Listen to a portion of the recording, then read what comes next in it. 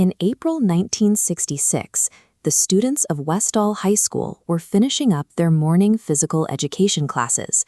The Cold War was raging across the globe, with the space race and nuclear drills dominating the headlines.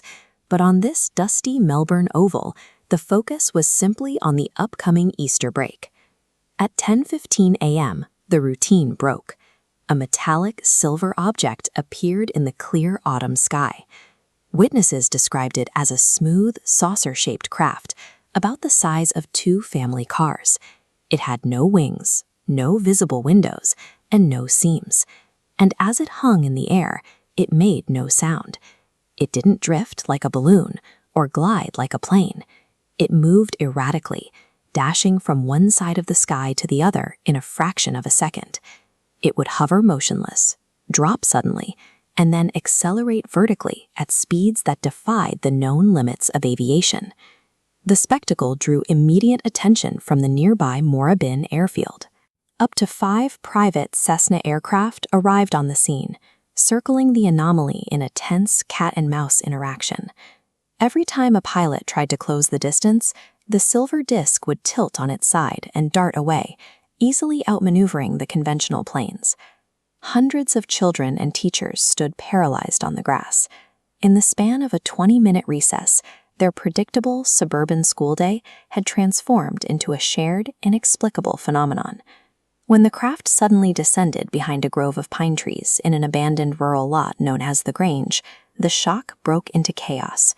Scores of students vaulted the wooden school fences, sprinting through the dirt and tall brush to track the landing site. They didn't find the silver disc, but they found exactly where it had been. Resting in the clearing was a massive circular depression. The yellowed grass inside the ring was swirled in a distinct flattened pattern, and witnesses reported the air still radiating a noticeable heat. Military trucks and unmarked jeeps converged on the field within minutes. Personnel in uniform carrying Geiger counters and clipboards immediately began cordoning off the area, shouting at the children to get back.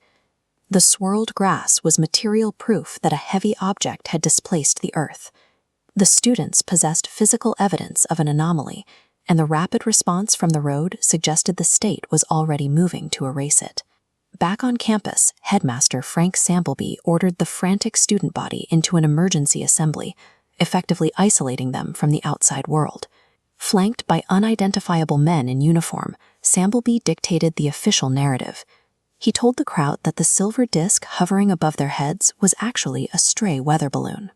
He then issued a strict command. No one was to speak of the incident again, not to the press and not to each other. For those who refused to comply, the intimidation became personal. Select students were pulled into the principal's office and interrogated by men in suits.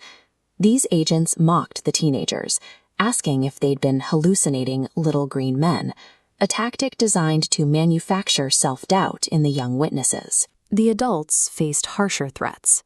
Science teacher Andrew Greenwood described the object to a local paper and received a visit from military officials.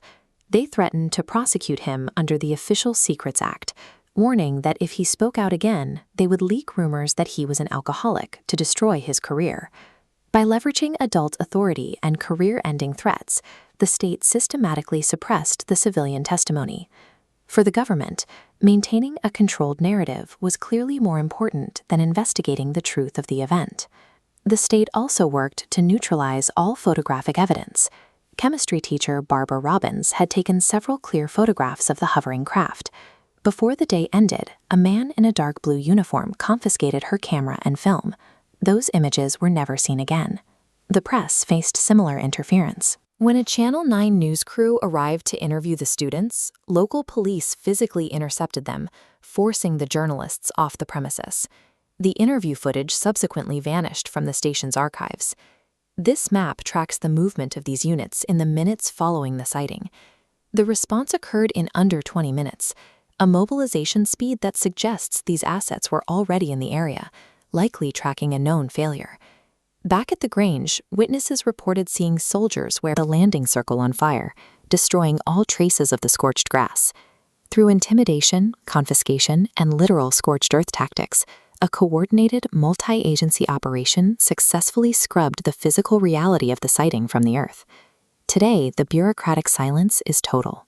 Despite exhaustive forensic audits by historians, researchers can find 0 files relating to Westall in the archives of the Department of Defense, the Air Force, or Australian intelligence.